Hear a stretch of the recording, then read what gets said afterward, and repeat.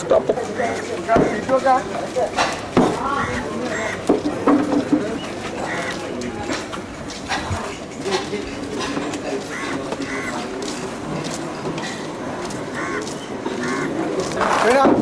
മോശപ്പെട്ട റാണിമേട് റാണിമേട്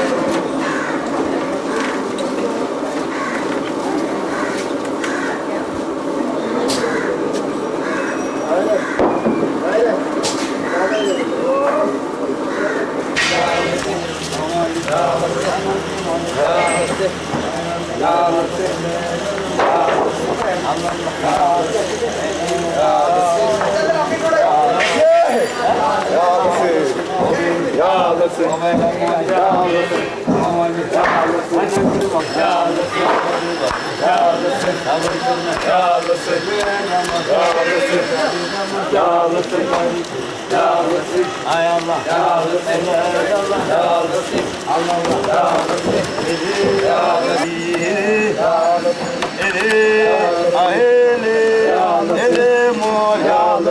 o beni, o bela mali, mali, bana kere mali, ay Allah, mali, o beni, o bela mali, bana mali, bana kere mali, ay Allah, Allah,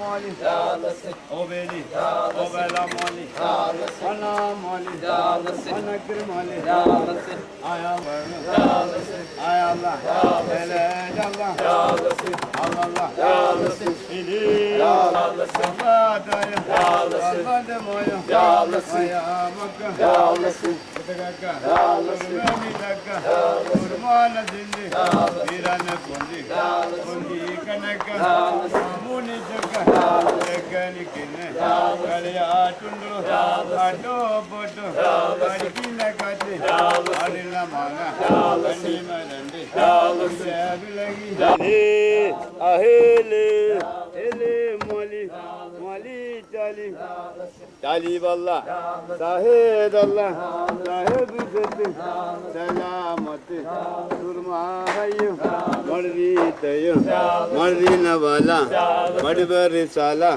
sala nambari, saban bandari, bandari kochi, kochi lachi.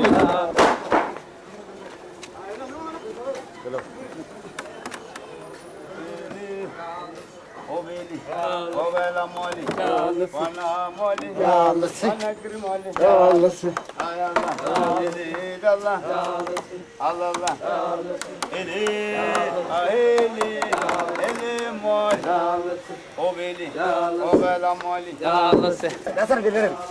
Eli, aheli, eli mali, o beli, o bela mali, ayurtani, nayalekko. Edilekka, edi harani, asari pani, andagulla,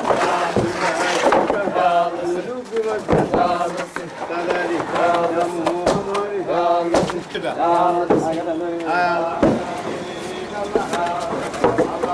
Mali, ya Allah, bana cani, ya Allah, ya Allah, ya Allah, ya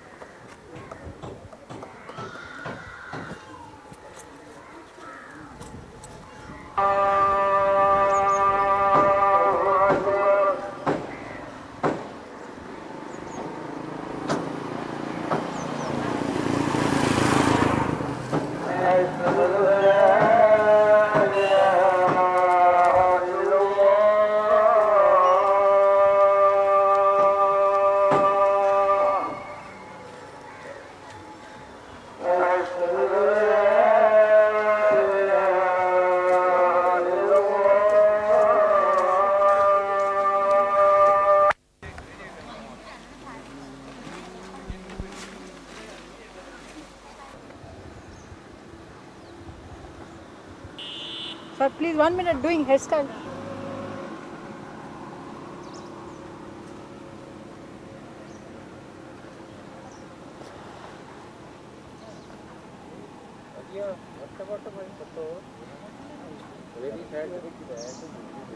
I want everybody.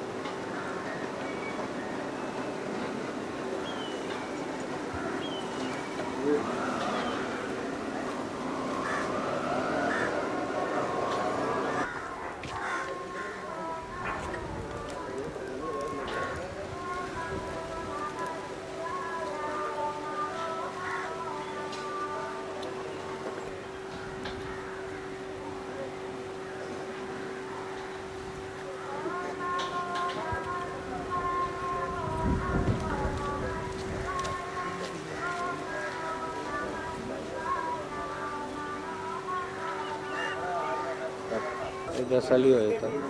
Bueno.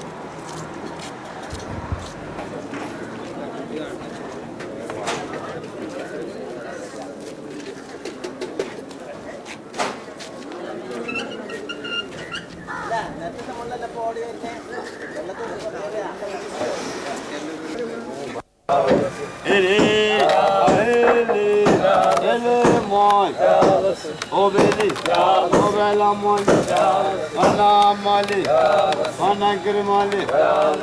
Ey Allah, eli Allah, Allah, eli, eli tümbe, belana, ele ya Mevlana, ey selama, dini selama, inar jagi, kaburi bagi, kabur sirme, kim? Boda. Boda. Boleh. Alila.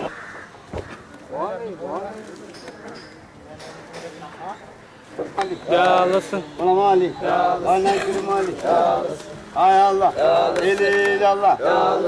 Allah. Eli moy. O beni. O bela mali. Bana mali. Bana mali. Ay Allah. Eli Allah. Ele mali. O bela mali. Bana mali. Bana mali. Ay Allah. Ay Allah. Eli Allah. O bela mali. Bana mali. Bana mali. Ay Allah. Eli Allah. Allah. Eli mali. O beni.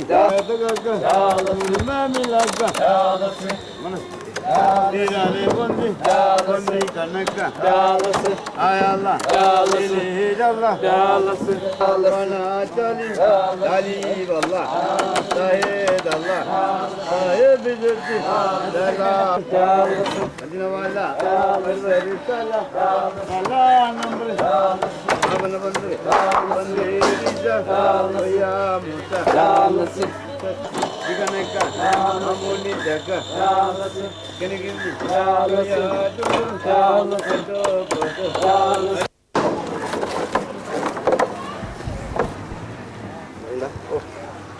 Ya kasara ini mari kita. Tolong hari ini. Ini asis ഉണ്ട്.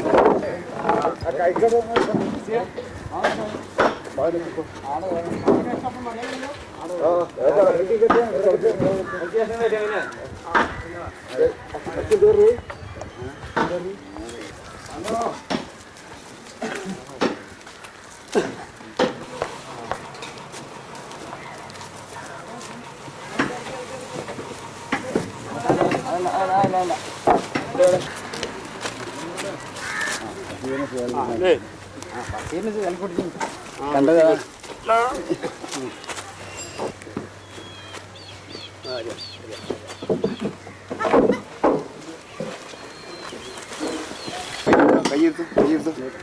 കയ്യെടുത്തോ അങ്ങനെ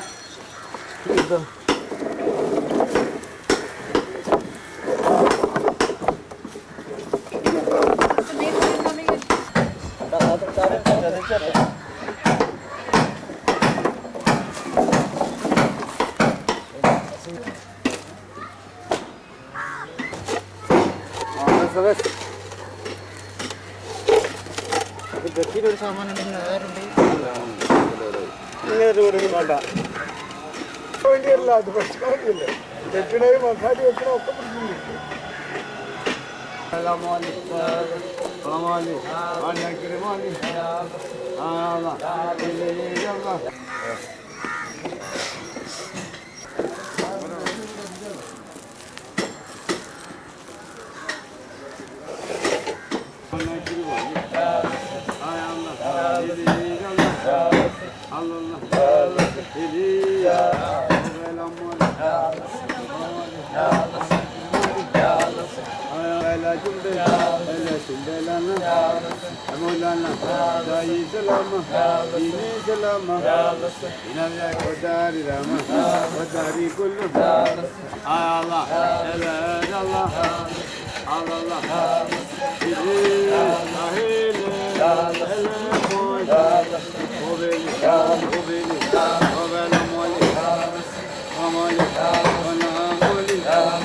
kırmalı. Yağlasın.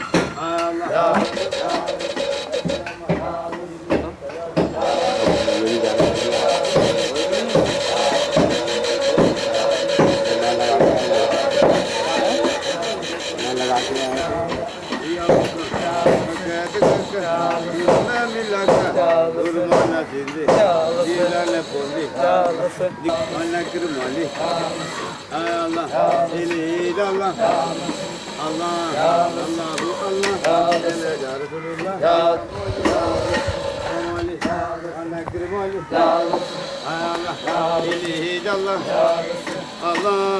Allah salama, dini salama, dini ummati, muluk jannati, nidbir.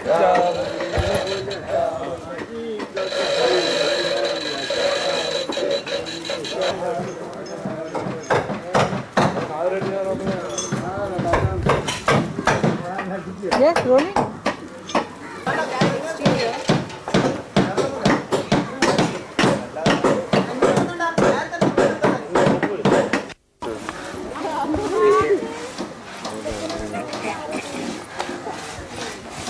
Oi.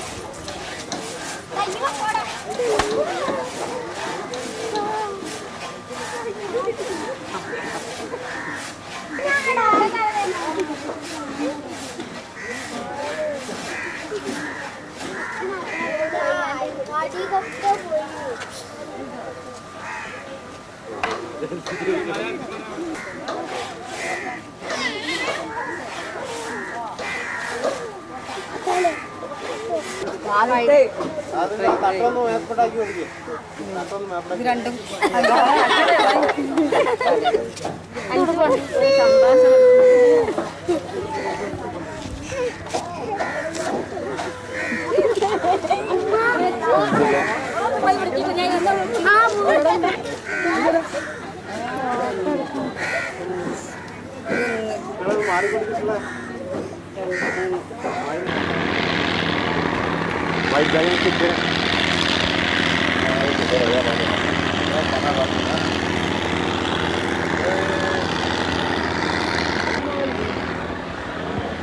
Are these fishing boats?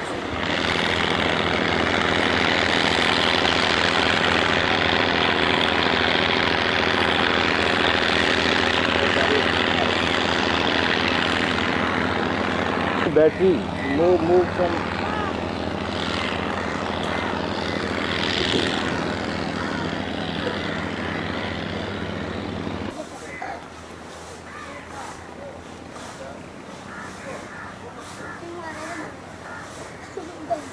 Warning. Cassette change. Static, very static.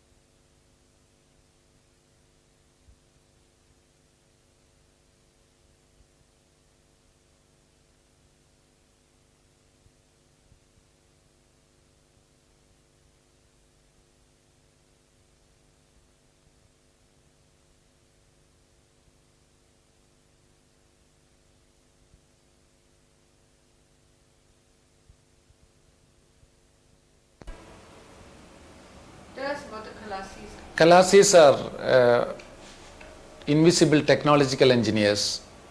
They are often known as traditional engineers. The engineering technology is still seeking advice and guidelines from Khalasis to repair the bridges, to go in depth of the technological defects which the engineers made. For example, I would like to bring your kind attention to the Peruman tragedy. The wagon, yeah. Yes. Khalasis are invisible technological engineers. they are often known as traditional engineers. If the engineers find find a defect in a bridge, they first seek the advice from Kalasis to find out what is the repair to be done, what sort of defects the bridge is having, something like that. So the engineers first seek the technology, seek the help of the Kalasis, the trick they are using. They have to ask Kalasis to go in depth of the sea and to find out what is the repair, what are the defects of the bridge, etc. There was a tragedy in Koilon. There, the government tried its all level best to find out the ways and means to remove the wagons. Government tried all levels. Government used all technology.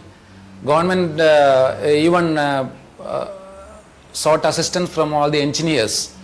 But finally, they had to ask Kalasis to remove the wagons, because it is a trick passed from the father to son. It is a trade traditionally used in that family. So whenever such things are happening, the Kalasis tricks are used. For example, a sailing vessel is sunk at the sea, or a sailing boat is sunk. Immediately Kalasis rush to the place, and very easily they can find out where the problems or where the defects. And according to the guidelines from the Kalasis, even the latest technological engineers are going and seeing the defect. That's what is happening. But the younger generation of the Kalasis are very much anxious about their future, because the Kalasis are having family members, their wives, daughters, sons. But suppose a son will be assisting a Kalasi, his father.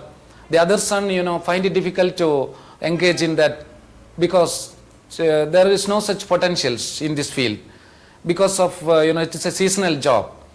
Unless government will come forward to help the Kalasis with some welfare measures, because of the seasonal nature, the Kalasis entire fields, it's difficult to go on throughout the year.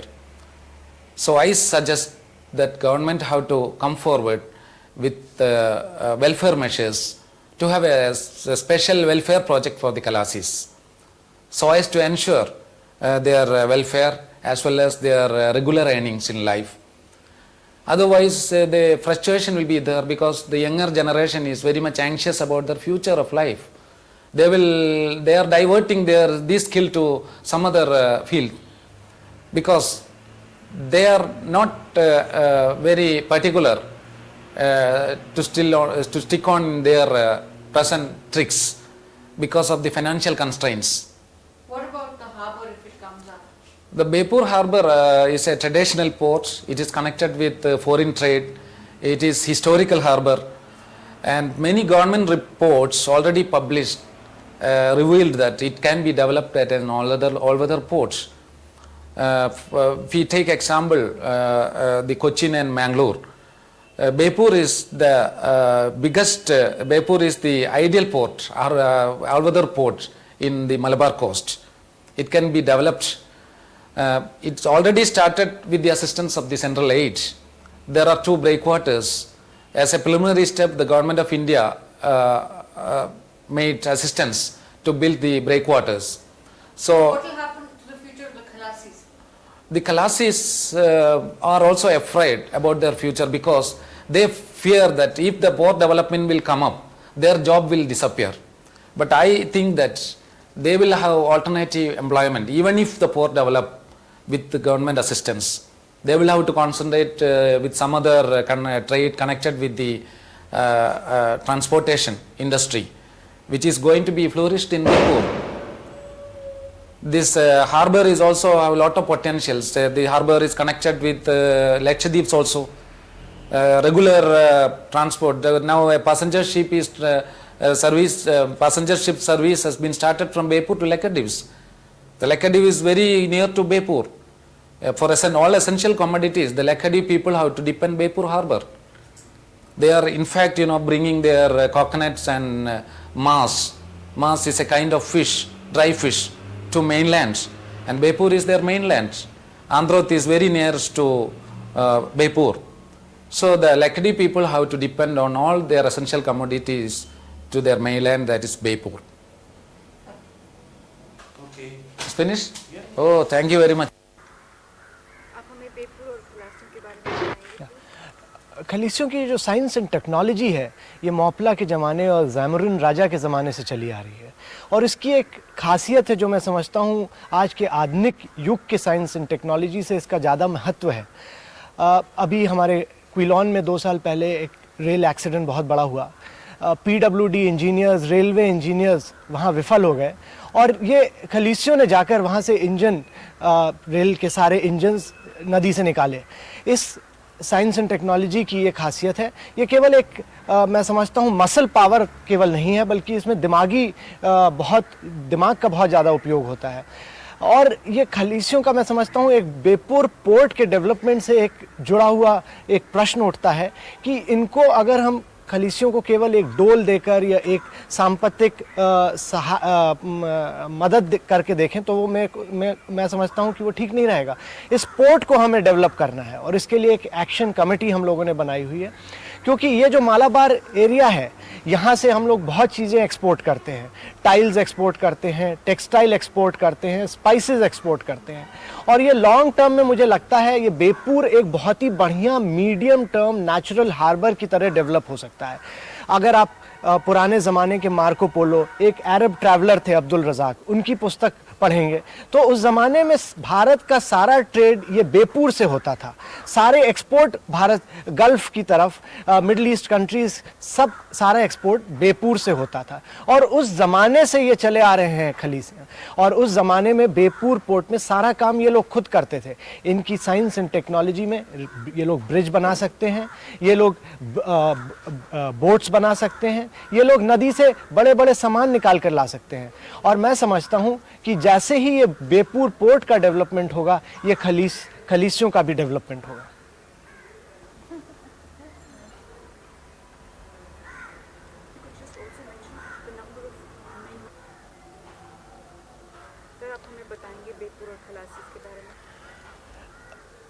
ये Beypore port जो था पुराने ज़माने का एक बहुत ही महत्वपूर्ण एक पोर्ट था। अगर आप पुराने ज़माने के मार्को पोलो, एक अरब ट्रैवलर अब्दुल रज़ाक, उनके ट्रैवलॉग्स पढ़िएगा तो बेपुर पोर्ट के बारे में लिखा था।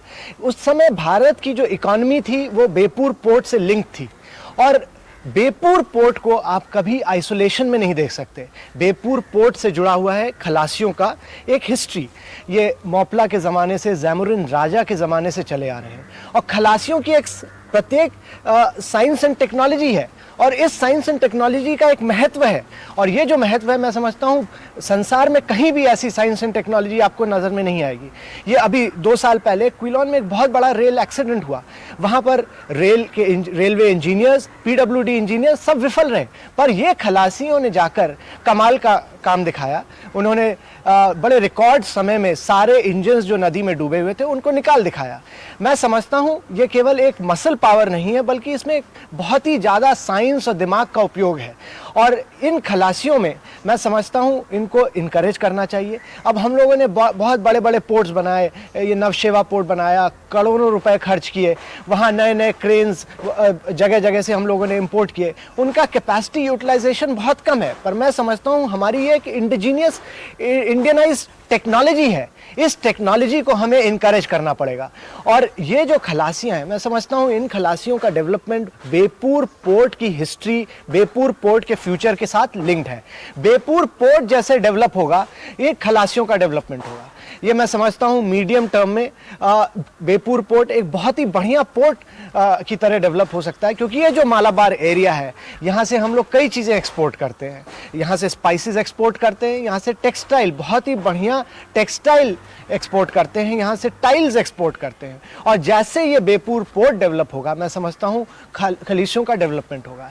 इसके लिए बेपुर पोर्ट के डेवलपमेंट के लिए हम लोगों ने एक एक्शन कमेटी बनाई है। सेंट्रल गवर्नमेंट, स्टेट गवर्नमेंट के साथ डिस्कस करके एक एक्शन प्लान बनाया है और मैं समझता हूँ 2 और 3 साल के अंदर इस बेपूर पोर्ट को हम लोग बहुत बड़ा एक थ्रस्ट देंगे ये गल्फ के लिए। अब भारत का एक्सपोर्ट आप देखेगा तो ज़्यादातर ये middle east countries, north African countries की तरफ डेवलप हो रहा है और मैं समझता हूँ जैसे ये एक्सपोर्ट्स डेवलप होगा बेपूर पोर्ट भी डेवलप होगा और आगे जाकर इस बेपूर पोर्ट के डेवलपमेंट के साथ ये जो 300 लोग खलीसियाँ यहाँ जो रहते हैं उनका भी डेवलपमेंट होगा। Okay, go. बेपुर के खलासी। Para 1 take 1।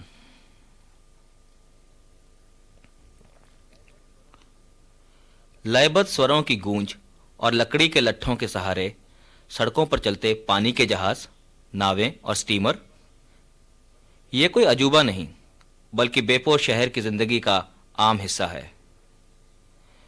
बेपोर, जहां रहते हैं खलासी समुदाय के लोग जो किसी भी तरह का बोझ आधुनिक उपकरणों की सहायता के बिना ही उठा सकते हैं।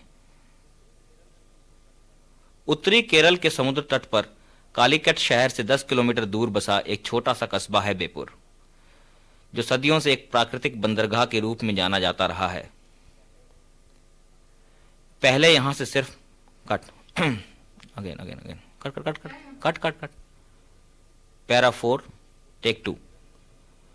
उत्तरी केरल के समुद्र तट पर कालीकट शहर से 10 किलोमीटर दूर बसा है छोटा सा कस्बा बेपुर। यह सदियों से एक प्राकृतिक बंदरगाह के रूप में जाना जाता रहा है। पहले यहां से सिर्फ मसालों और लकड़ी का निर्यात होता था, लेकिन करीब 1000 साल पहले यहां पर कश्तियों को बनाने और मरम्मत का काम शुरू हुआ।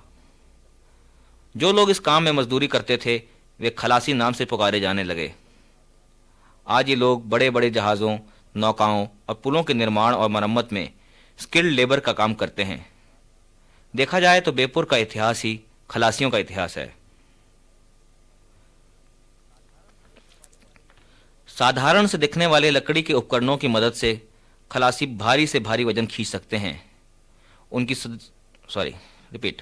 Para 5 repeat. साधारण से दिखने वाले लकड़ी के उपकरणों की मदद से खलासी भारी से भारी वजन खींच सकते हैं। उनकी सदियों पुरानी यह कला आधुनिक विज्ञान को चुनौती है।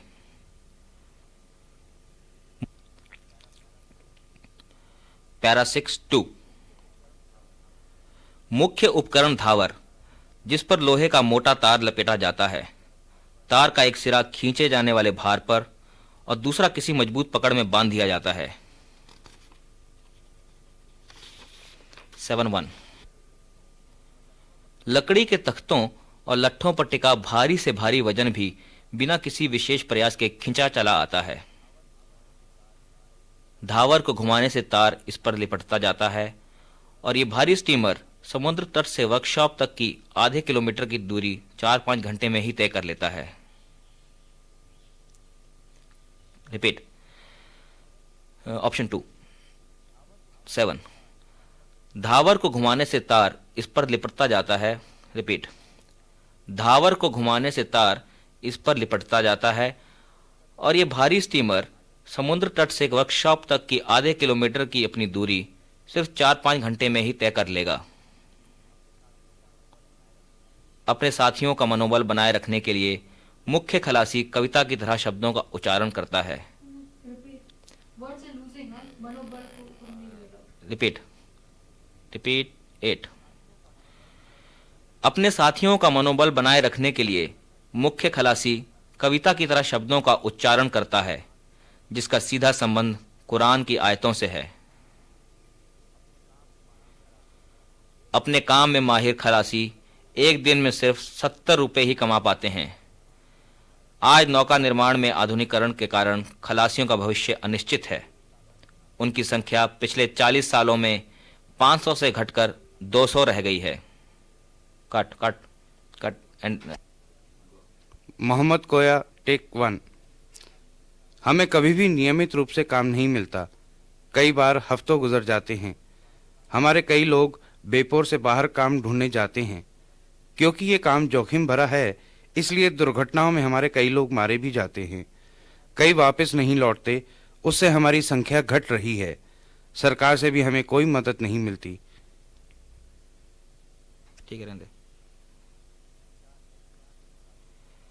क्या नई पीढ़ी के खलासी आने वाले सालों में अपना पुश्तैनी व्यवसाय अपनाएंगे या रोजी रोटी के लिए उन्हें कहीं और देखना होगा? टेक 2। क्या नई पीढ़ी के खलासी आने वाले सालों में अपना पुश्तैनी व्यवसाय अपनाएंगे? कट। टेक 3। क्या नई पीढ़ी के खलासी आने वाले सालों में अपना पुश्तैनी व्यवसाय अपनाएंगे? कट यार अगेन।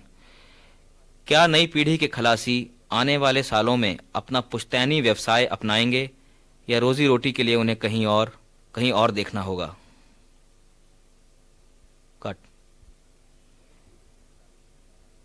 नई पीढ़ी के खलासी क्या आने वाले सालों में अपना पुश्तैनी व्यवसाय अपनाएंगे या रोजी रोटी के लिए उन्हें कहीं दूर देखना होगा? हुक्का। टेक 1। पैरा 1। समुद्र के किनारे बसे होने से केरल राज्य का संपर्क सदियों से ही टेक 2।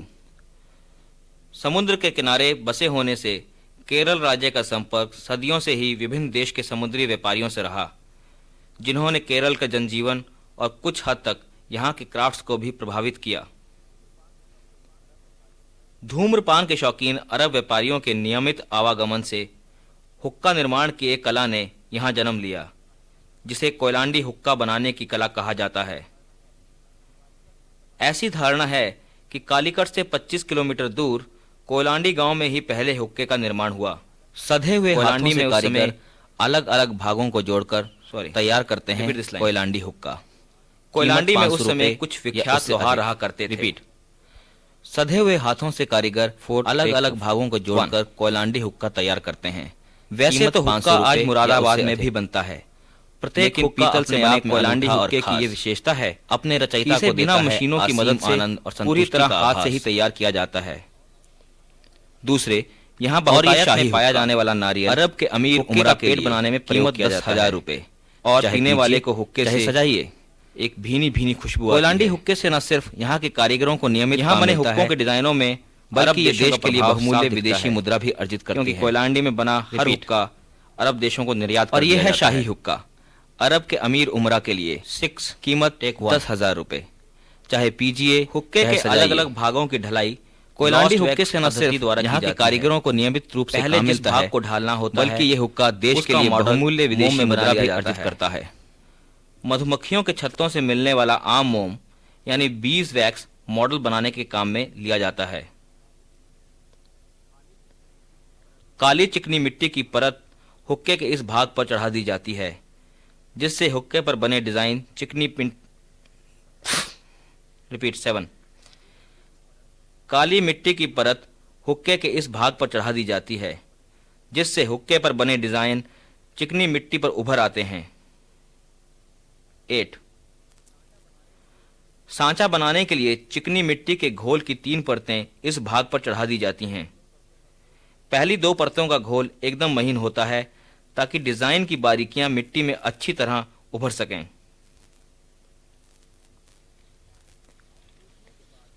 सूखने के बाद इस भाग के गले की तरफ अंग्रेजी के वी आकार का मोम चिपका दिया जाता है। इसे रनर कहते हैं। रनर के जरिए ही गर्म धातु का सांचे में प्रवेश होता है। रनर लगे सांचों को रनर के जरिए ही गर्म धातु का सांचे में प्रवेश होता है। रनर लगे सांचों पर अब नारियल और जूट के महीन रेशों से मिली मिट्टी की एक और परत चढ़ाई जाती है। रनर लगे सांचों पर अब नारियल और जूट के महीन रेशों से मिली मिट्टी की एक और परत चढ़ाई जाती है, जिससे सांचे को मजबूती मिलती है।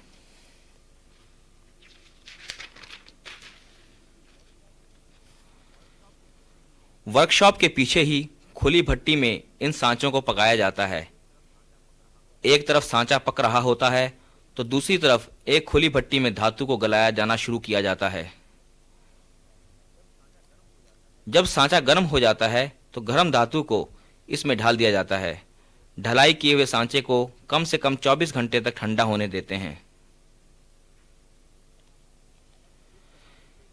इस तरह हुक्के के अलग अलग भागों को धातु में ढालकर निकाल लिया जाता है। फिर बफिंग और सैंडिंग तकनीक से इन भागों को पॉलिश कर देते हैं।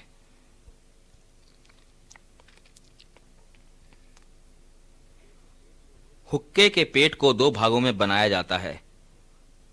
निचले भाग में खजूर के पेड़ का रेजिन पिघलाकर डालते हैं। इस खुशबूदार रेजिन से धूम्रपान का आनंद दुगना हो जाता है। पिघले हुए रेजिन में सूखे नारियल का एक कटोरा बिठा दिया जाता है। रिपीट, पिघले हुए रेजिन में सूखे नारियल का एक कटोरा बिठा दिया जाता है जिसमें हुक्के का पानी रहता है। सधे हुए हाथों से कारीगर अलग अलग भागों को जोड़कर कोयलांडी हुक्का तैयार करते हैं। कीमत 500 रुपये और उससे अधिक। रिपीट, सधे हुए हाथों से कारीगर अलग अलग भागों को जोड़कर कोयलांडी हुक्का तैयार करते हैं।